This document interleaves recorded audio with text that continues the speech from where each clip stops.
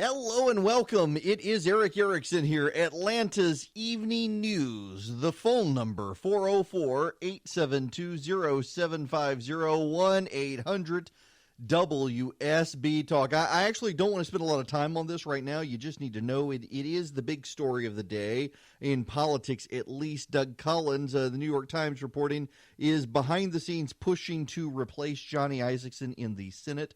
The New York Times and the Atlanta Business Chronicle, all of them are out saying that Doug Collins wants to be the senator. I don't know whether Doug Collins is lobbying or not, but those are the big headlines from the New York Times and the Atlanta Business Chronicle, which is just echoing the New York Times. I know there are a number of people who would like Doug Collins to do it, and they would like Doug Collins to do it because they think he can rally conservatives next year. That would then, of course, trigger a special election up in Northeast Georgia. It's a very reliably conservative district, so the GOP wouldn't have to worry about a Democrat. They would have to worry about a billion Republicans trying to run. Now, that's that. Set that aside. I actually want to talk about Netflix. I do. I'm fascinated with Netflix largely because Netflix is shiny and disruptive, and so people love it, like people love Tesla, and I think both are ultimately garbage companies. I think that Tesla is one of the greatest con games ever played in modern American business. I really do. Now, listen, I would be perfectly happy to have a Tesla, but the friends of mine who have them, who need repairs on them, have to wait forever. There are clearly supply chain issues. I think Tesla is dependent on tax subsidies by and large to survive.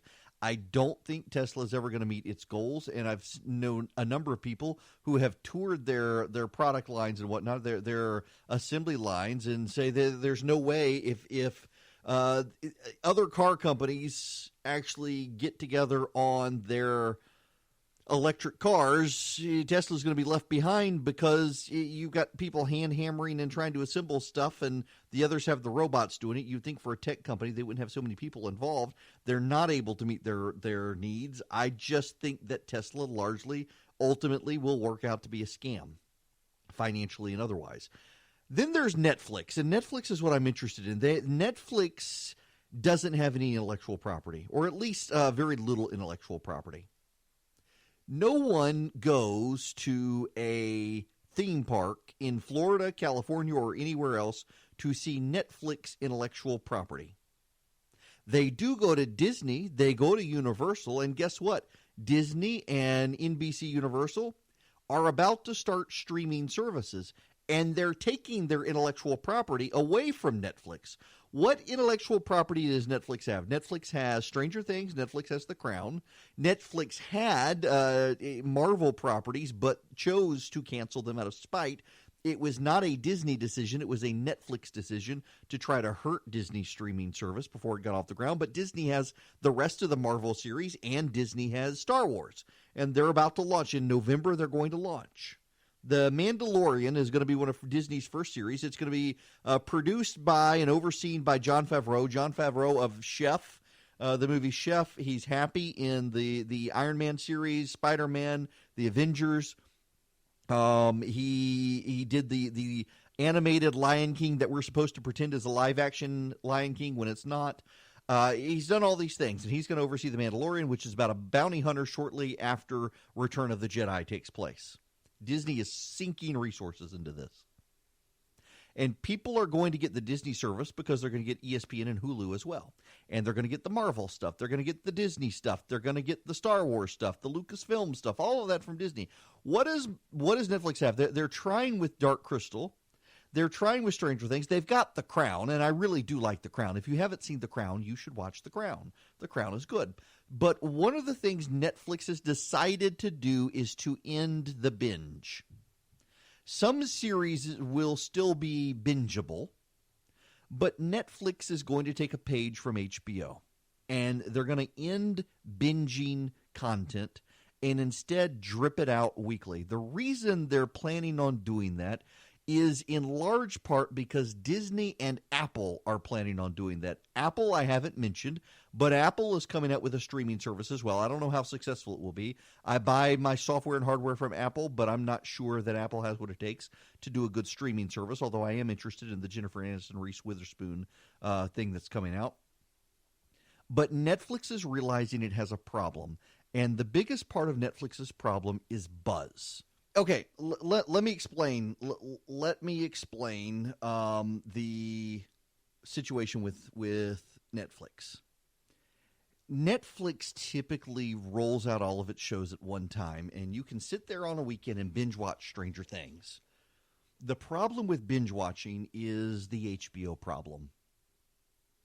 This past year, Netflix released a number of movies and a number of TV series, and none of them got nearly as much buzz as Stranger Things, as Game of Thrones, as Succession, and as Westworld, which hasn't even come out yet, and several other series. Now, Game of Thrones obviously was going to get a ton of buzz because Game of Thrones was in season 8 in its last year.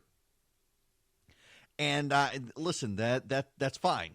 But also understand that the reason, by the way, if you haven't seen Succession, if you have an aversion to strong language, there's a lot of bad language, and I don't like a lot of bad language in shows, but my goodness, it is a good show on HBO. Succession is an impressively orchestrated show where, man, you come off badly by empathizing with certain terrible characters, but at the same time deeply sympathetic to some characters that really deserve the sympathy. It's just Succession is basically what would you get with the family that was a combination of the Murdoch family that owns Fox and the Redstone family that owns CBS Viacom and National Amusements.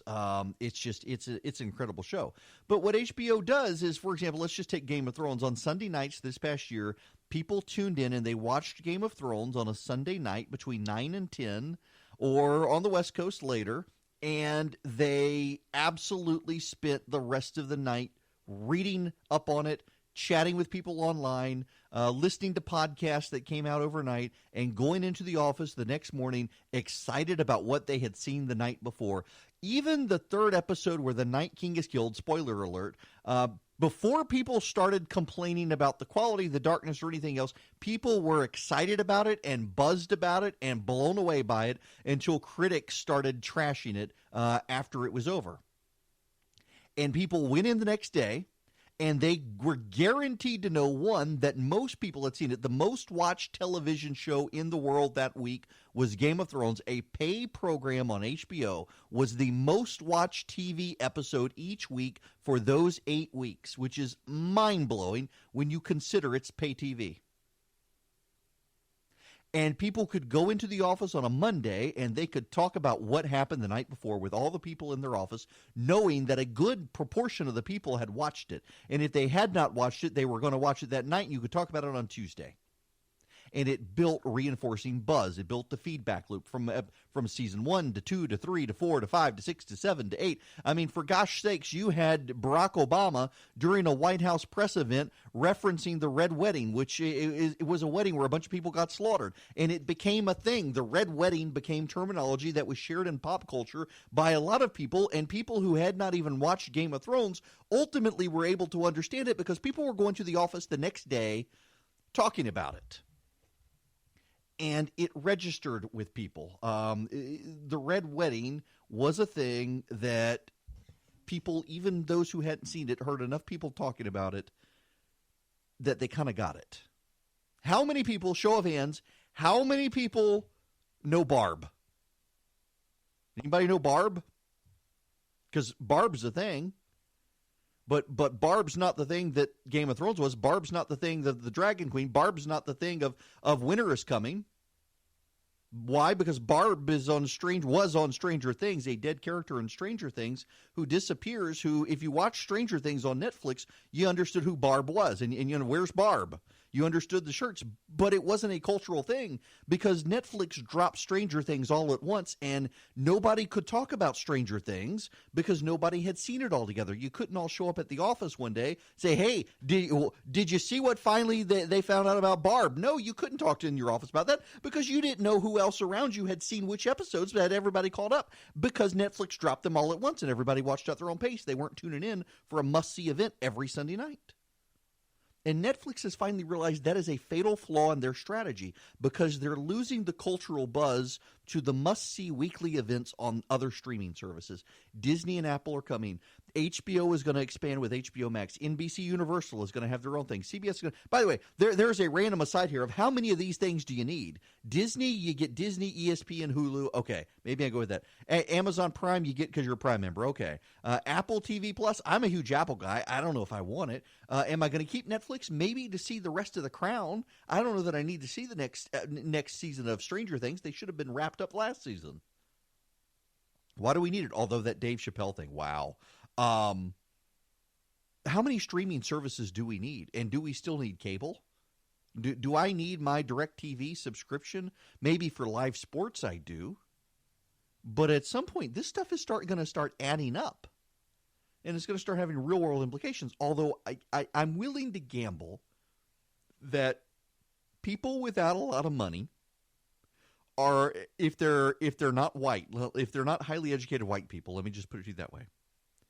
If you're not a highly educated white person who is just out of college and not making a ton of money, if you're white but not highly educated, or you're non-white and you don't have a lot of money, I bet you're still going to go for cable, if not over the air.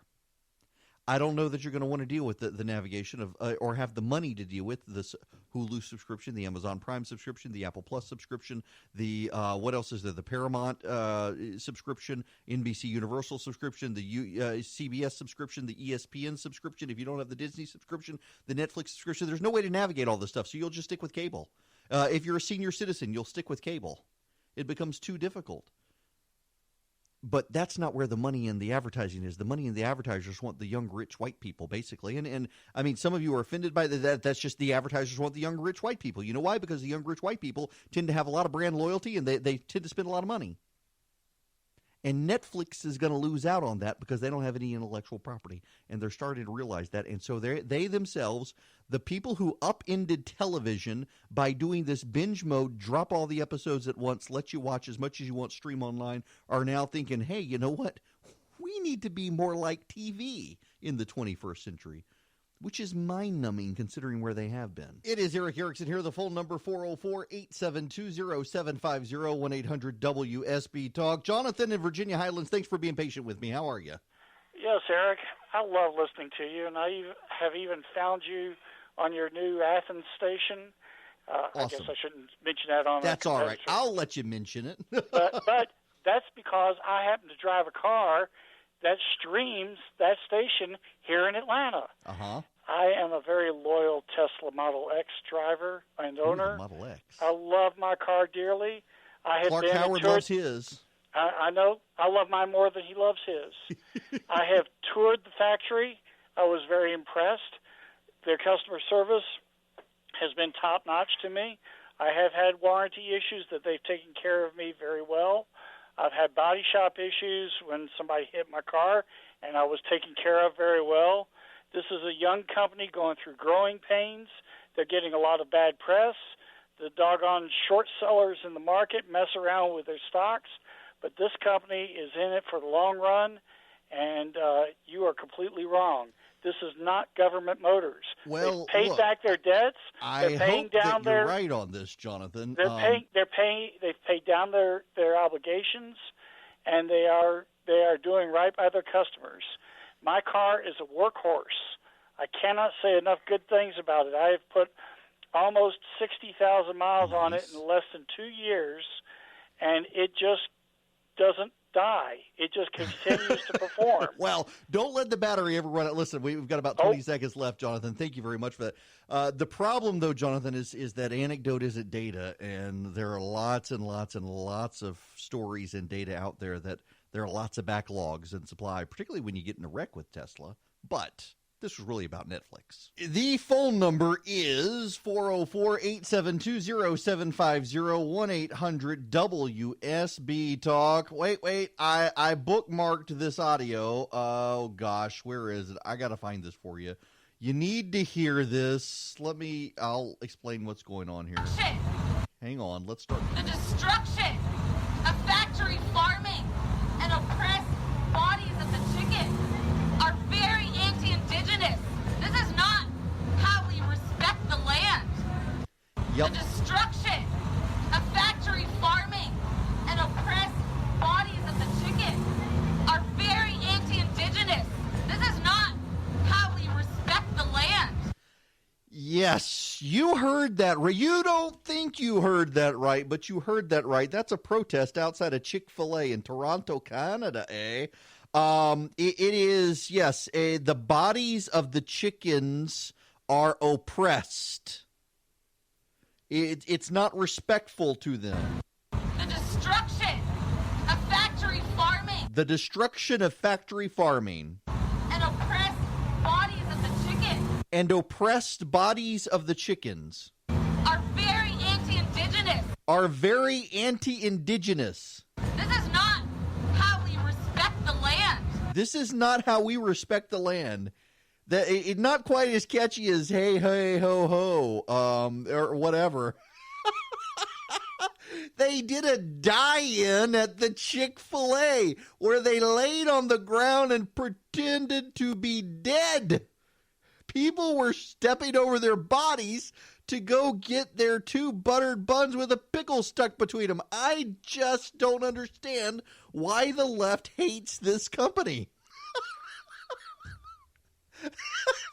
Oppressed bodies of the chickens.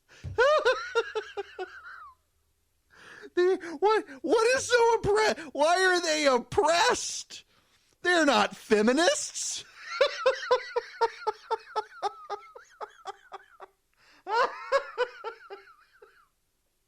The oppressed bodies of the chickens. They've been fat shamed. Those chickens have been fat shamed at the farm. They have been oppressed. No, they're dead. They're dead. They're not oppressed. Oppression does not equal death of the poultry. They've been plucked. The oppressed bodies of the chickens. And the indigenous, I have no idea what they're talking about.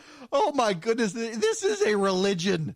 Can we just admit this is a religious cult that is springing up upon the progressive secular left? There's no such thing as an atheist. You do understand this, right? There is not anything called an atheist. You may think you are an atheist because you don't believe in the God who created all of us. You can say you're an atheist, but you're not, because you worship something. Now, what you spend your money on is probably what you worship. And if you say, well, all my money goes to Georgia Power and the water company and my car bill and my cable bill and my internet bill, then you worship yourself because you're spending all your money on yourself. And what we're seeing with this progressive religion is that part of sanctification is boycott. You must refrain from something that you would otherwise want. Do you know progressives have made an app where when you're in the grocery store, I am not making this up. When you go to a grocery store, you can scan the barcode of the thing you want to buy, and it will tell you if that company supports Donald Trump and Republicans, or does it support left-wing causes? Who has the time for this? Who is going to do that? Angry women in comfortable shoes with deep voices. That's who. Y'all, come on. I mean, the destruction of factory farming and oppressed bodies of the chicken are very anti-indigenous. Are very anti-indigenous. Now, what is this shirt she's wearing? Nobody knows. Oh, she's wearing a shirt that says, nobody knows I'm a lesbian. Oh, my goodness gracious. There are drag queens standing behind her, and someone's holding up a sign. a very androgynous person is holding up a sign saying, "No homophobic chicken." I didn't know chicken could be homophobic.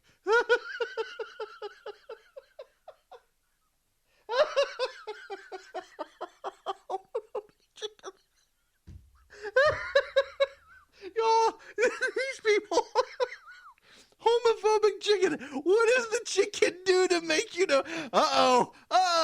No, it's not running from you because you're gay. It's running from you because you're about to cut off its neck and pull its feathers off and serve it to people. It's not homophobic. It just knows it's about to die. Wow, these people, you can't parody this stuff. It is a religion. There's sacraments now. Instead of going to church, you go to protest. As part of your sanctification of self-denial, of giving up worldliness, you give up chicken sandwiches from Chick-fil-A. You give up things that you like. The sacraments are abortion. Abortion is now their sacrament. Their high priests are celebrities and Planned Parenthood. Instead of giving money to churches, you give money to progressive causes to defeat the president. It is all about sin, and it is all about the denial of sin and the repentance of sin and the atonement for sin. That's why rich white people in this country have to make poor African people die to make the rich white people feel good at night. The poor people in Africa, they can't have DDT to kill the mosquitoes. They got to sleep under nets and die of malaria so that the good rich white progressive secularists in this country can feel good about themselves, that nobody's killing the mosquitoes or spreading bad chemicals. The people in Africa, God help them if they ever get air conditioner. I mean, you've got a Harvard professor saying we should invade Brazil to stop Brazil from burning the Amazon, when they're actually not. It's farmland that's on fire down there. They're going to want to invade Africa if the Africans ever get air conditioners, but they're not allowed to have air conditioners to begin with. They've got to be kept poor and miserable. And oh, by the way, their fields and farmland and their deserts and their jungles have to be pillaged for precious minerals and resources for the batteries and the Teslas of the rich white people in America.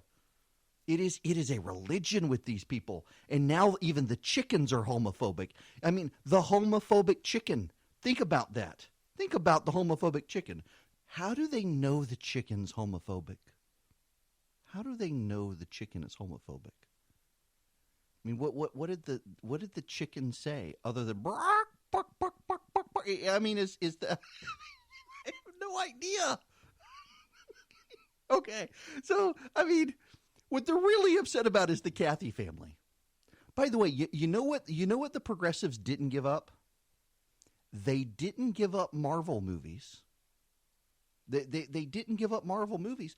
If this was really a thing for them, they would have given up Marvel movies. Why? Because Marvel filmed their movies at Pinewood outside of Atlanta, and one of the companies with a controlling interest in that property is the Cathy Family Trust.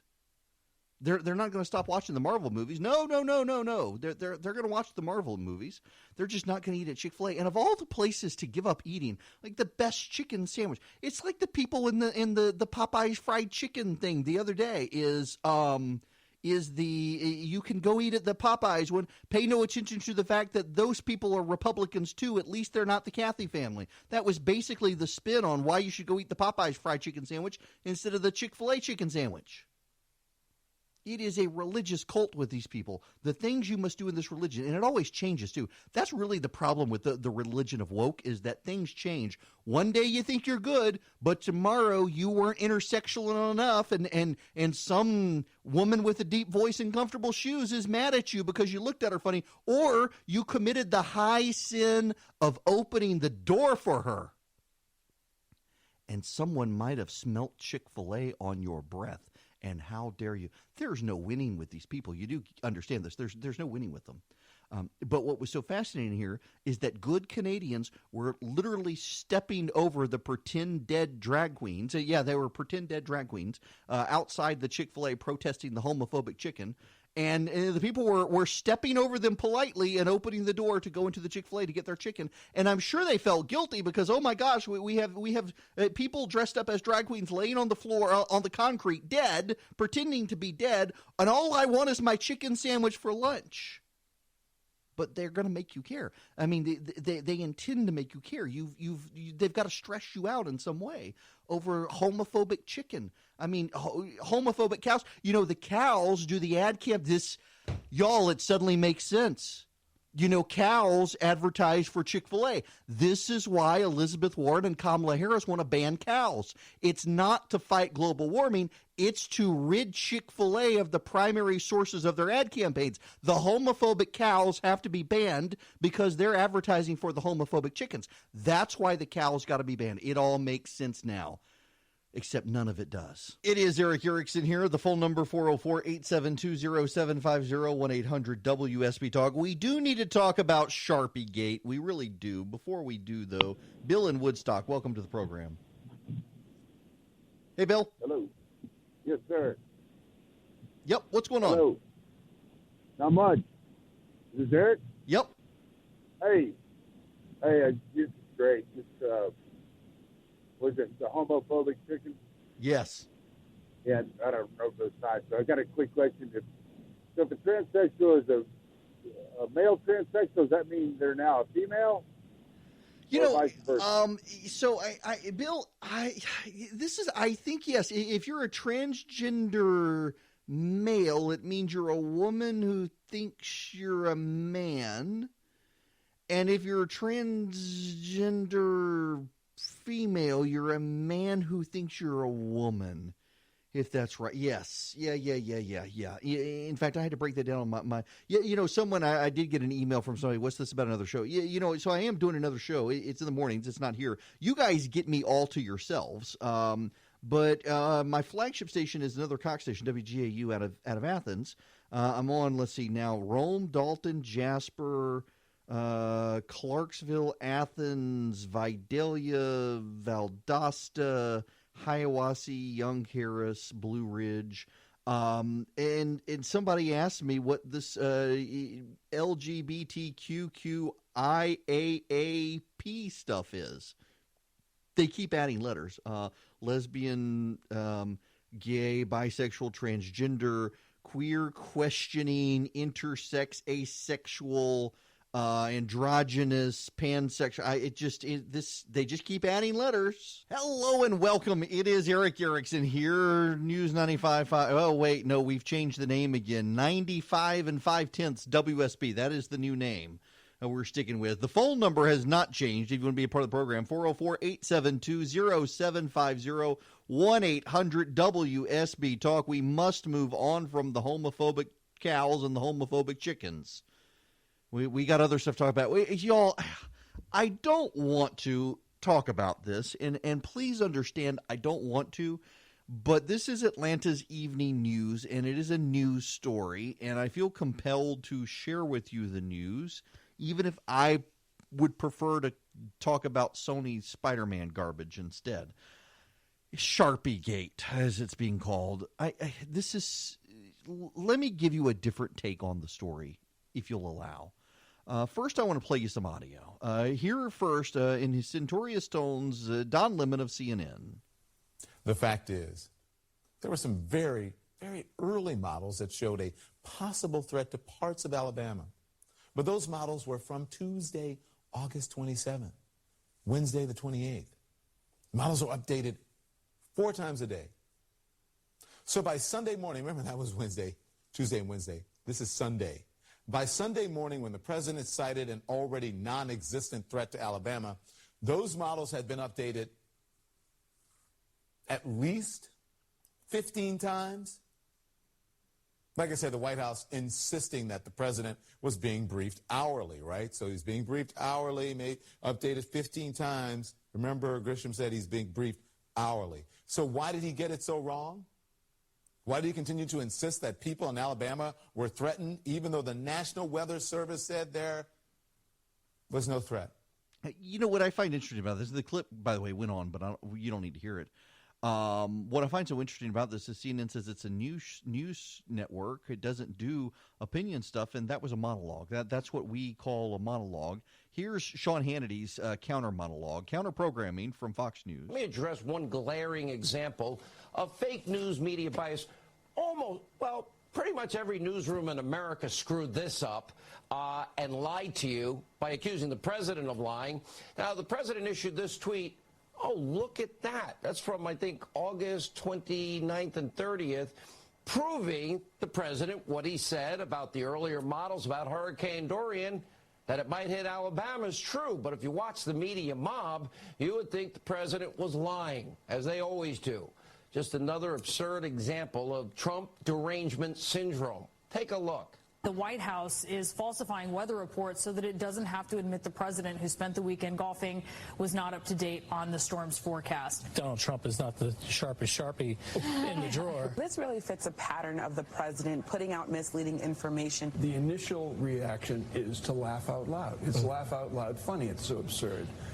But the other aspect of it borders on being truly dangerous. The Democrats keep looking for an impeachment inquiry to go. This is actually against the law. No. And this might actually be crumbs for them to say, wait a second, you know? Well, it's right there. A lot of the media mob. I'm sure we'll get their apology. That'll be forthcoming. Wish I had time to name every name. Yeah. Counter-programming from the CNN. Here's what actually happened. In the initial briefings from the National Weather Service, they thought that the hurricane could have gone across Florida, gone west. It was big enough that it would have impacted southern Alabama. To Don Lemon's point, he's got a better point than Hannity, that the Weather Service models changed and the president continued on for several days to use Alabama, though he was supposedly getting hourly briefings. But who cares? Now, the president clearly cares. He summoned John Roberts from Fox News into his office and sharpied up a picture. The media is obsessed with it. The president's obsessed with saying he was really right. The media is obsessed with trying to prove the presidency. Who cares? Do you know how many people are dead in the Bahamas? No, you don't. I don't either. Why? Because the media is not covering any of it. They don't know. They're too busy covering a Sharpie on a map. Who cares? And this is part of the problem with the coverage of this president. And it's just they're obsessed with it. Well, here's my there's a Huffington Post reporter. He's definitely of the left. He's a reasonable progressive, I guess you could say. And he's upset with me for saying I don't care. This doesn't matter. And it doesn't matter. This is the honest thing here. It doesn't matter. The people who already think the president is an insane moron, this just reinforces it. The people who think the president is playing 5, 6, 25,000 dimensional chess, they're just going to think this is more dimensional chess. It doesn't matter. In the meantime, they're ignoring other stories. And so the reporter, and I don't want to name and shame because that's not my point, but he's like, when does it matter? Does it not matter that he does this all the time, that he has done this for 900 days, 700 days? When does it not? It already matters to some people. It will never matter to other people. How many stories is the media not covering? Because they're fixated on the president drawing with a Sharpie marker on a map. How many people are going to care now that didn't care last week? I don't get it. I think it's ridiculous. Yeah, do I think the president's response is ridiculous? I absolutely think the president's response is ridiculous. I mean, let it go, man. Let it go. But the same for the press. Let it go. Who cares? Who cares? You just had a massive hurricane wipe out part of the Bahamas, and you're obsessed over a Sharpie marker. All of you should grow up. You know what this reminds me of? Have you ever seen the movie, the Michael Douglas, Kathleen, what's her name movie, where they're fighting the War of the Roses, and they wind up climbing on the chandelier, and the chandelier collapses, and they both wind up dying in the movie. Danny DeVito comes in and finds their body. The War of the Roses movie, because they're going through a nasty divorce. It's like a nasty divorce. The media and the president had a symbiotic, useful relationship for years. They used each other, built each other up, and then they turned on each other. And we are the kids in this going through this divorce, watching the parents lose their freaking minds with each other. And we're being held hostage to their collective insanity and hatred towards each other. And there's so much else happening in life that the media could be covering, and so much more the president could be doing instead of trying to defend himself from something that happened on Sunday. This happened Sunday, and we're still talking about it, and that's ridiculous. You know what is not ridiculous? We have a winner. Larry Jenkins from Cumming just won he won $700 in free gas from 95.5. You can win too. All you got to do, register at WSBradio.com today. Listen at 8 a.m. on Monday on 95.5 WSB for your name. You call and you win. You tune in at 8 a.m. on Monday. It's $500 as the jackpot. Congratulations to Larry Jenkins for winning $700. Larry from Cumming in free gas money. Now, that's all I want to say on the Sharpie stuff. There's so much being said about it, and it's ridiculous. What I really want to move to is Elizabeth Warren and her no nuke stuff. Because she's out there now saying we're not going to have any more nuclear reactors in this country. She's telling everybody that we need to pay attention to the science, and all the scientists out there are saying, no, actually, we need more nuclear reactors. So, I mean, why are we not listening to the scientists if we're supposed to listen to the scientists? It is Eric Erickson here. Before I can get to the Warren nuke stuff, I got to play this audio that has surfaced of an interview that Pete Buttigieg has done. This is just ghoulish stuff. Over that. Now, right now, they hold everybody in line with this one kind of piece of doctrine about abortion, right? Which is obviously a tough issue for a lot of people to think through morally. Then again, there's a lot of parts of the Bible that talk about how life begins with breath. And so even that is something that we can interpret differently. And I'm pro-choice. Take up, me too. Yeah. But I think no matter where you think about the kind of cosmic question of how life begins, most Americans can get on the board with the idea of, all right, I might draw the line here, you might draw the line there. But the most important thing is the person who should be drawing the line is the woman making the decision. Absolutely. And I think that if you're a man who's against abortion, you haven't gotten the wrong woman pregnant. Like she's your wife. I'm just saying, I'm just saying we've had some slip-ups. And I've had a few. Look, in this. This is just so. You've got Pete Buttigieg saying that Christians can believe until the baby has its first breath.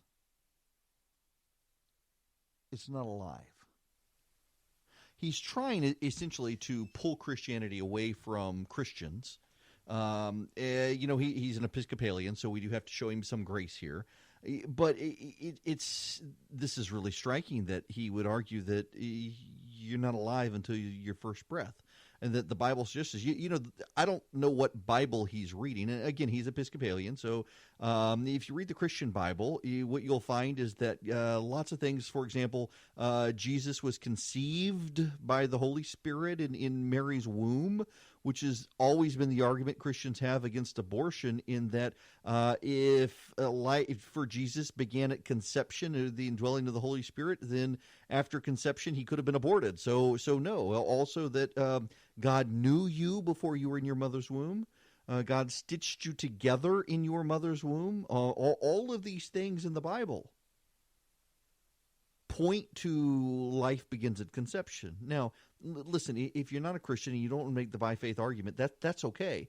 But let's not argue with the science here either. If we're supposed to believe global warming's real because 95% of scientists say so, 90% of biologists say that life begins at conception. You may not recognize the life. It may not look like a human being for a couple of months, but or just a couple of weeks, actually, because then it definitely starts to take human form.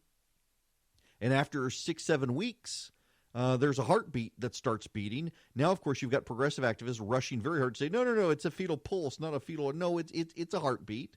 It is amazing how the left, that has basically hung their hat on science, we must believe the science, doesn't want to believe the science when it comes to transgenderism, when it comes to when life begins at conception, even to the nuances of climate change. They don't want to believe it. And now you have a presidential candidate saying that it is okay for you to believe that life doesn't begin until the child starts breathing, exits the womb, and takes his or her first breath. This is an extremist position by a Democratic candidate. And the media is going to give him as much a pass as they're giving Bernie Sanders, saying we can solve population problems by letting people be exterminated around the world. It is 39 after the hour. I just so happen to be Eric Erickson. You are listening to Atlanta's Evening News on WSB. The phone number, if you want to be a part of the program this Friday evening, is 404-872-0750, 1-800-WSB Talk. Okay, before I will get to Elizabeth Warren here. Just give me 1 second. That runoff in House District 71. My goodness, how insufferable. The Sackerson lady. She's taken money from lobbyists. She's taken money from politicians. She's taken money from the Speaker of the House. She's refused to take a position on whether or not David Ralston should go. And now, because she's in a runoff with Philip Singleton, she's attacking him, claiming that he's got cronies. Philip Singleton and his group of shady cronies have tried to steal the election. They've lied about me and my conservative values for the last time. If they want big boy politics, they're gonna get it. Oh my gosh, is this person insufferable? So here's what we have. Marcy Sackerson has gotten contributions from political action committees, campaign committees, lobbyists, and lobbying firms. And according to the Noonan Times-Herald, Philip Singleton's contributions have come from individuals. He's reported just one contribution from a campaign committee and only two from businesses. Her money's being funded from politicians who don't even live in the district, who support the speaker, and Singleton's money is coming from people who live in the district. She's like white Stacey Abrams. Good grief. I mean, and now she's going to try to say this is like Stacey Abrams attacking Brian Kemp's crony politics. Why is a Republican candidate, Sackerson, why is she adopting Stacey Abrams' rhetoric to attack a candidate who's gotten into a runoff with small dollar donors? We don't need another Stacey Abrams in the House of Representatives, particularly one who's going to back the Speaker of the House. Goodness gracious. I just Philip Singleton and his group of shady cronies. What are his shady cronies? The people of the district? I mean, do you people who live in Noonan and Peachtree City, are you shady cronies? Is that what you call someone from Peachtree City? I thought we called people from Peachtree City golf cardians. But apparently they're called shady cronies because, it's the people of Peachtree City and Noonan who are giving this guy money, and she's getting it from lobbyists and politicians. But somehow the small dollar donor guy is the shady crony. This is, a Republican adopting Stacey Abrams tactics. Wow. All right. Next, she'll be doing a die-in outside his campaign because of the indigenous peoples and homophobic chickens. Oh, good Lord. Okay. All right, Elizabeth Warren. We got to play this audio. This is Elizabeth Warren. Back to the CNN thing. By the way, did you know the CNN, their ratings tanked. The 7-hour climate cult festivities did not go over well.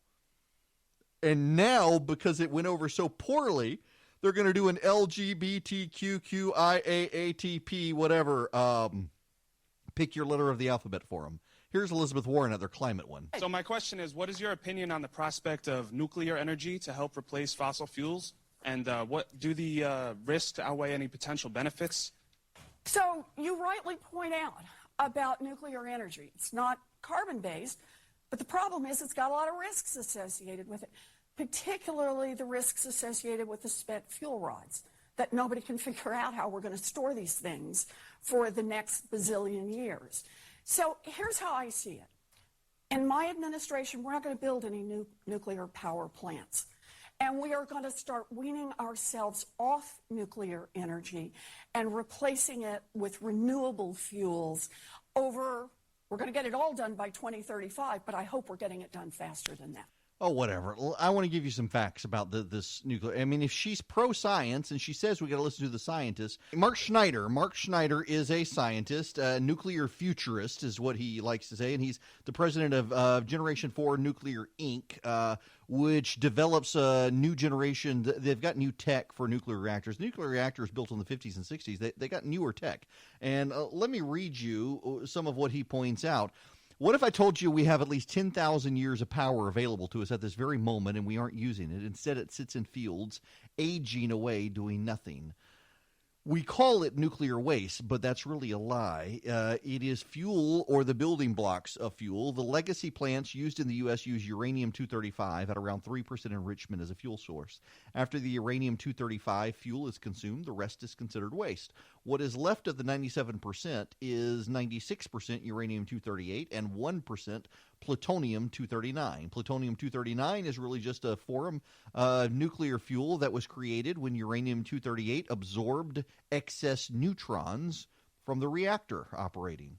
We can design, in fact, these plants have existed in the past and still do today, we can design and build a plant that uses this plutonium as fuel. It can also use the excess neutrons from fission to generate more plutonium from the leftover uranium-238. The average fission yield is 2.88 neutrons per fission of plutonium-239.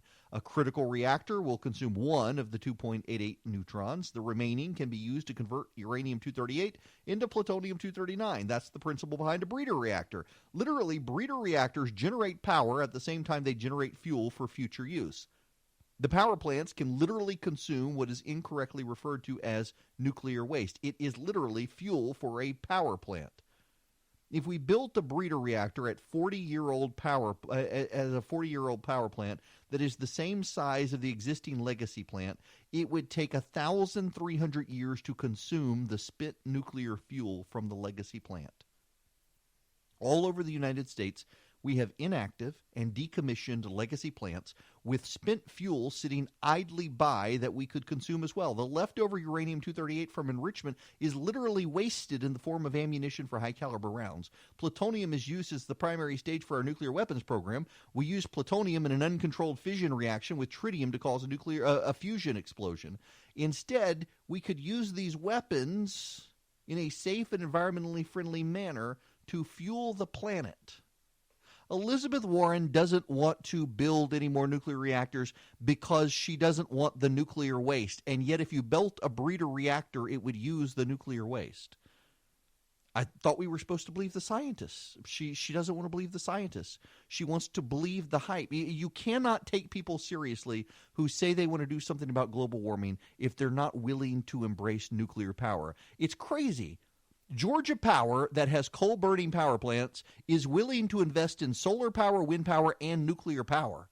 Elizabeth Warren, who wants to shut down the coal power plants and says she's all about global warming and climate change, isn't willing to believe the science that Georgia Power is willing to believe. Maybe we should let Georgia Power be in charge of dealing with climate change, not Elizabeth Warren. It is Eric Erickson here. Welcome. The phone number, well, it's too late to call. It is too late to call. I gotta play you one of the dumbest, funniest bits of analysis that's come out of the President Sharpie Gate thing. This was from MSNBC. I really want you to listen to Chuck Todd's reaction to this supposed smart analyst. Almost half jokingly, the Democrats keep looking for an impeachment inquiry to go. This is actually against the law. No.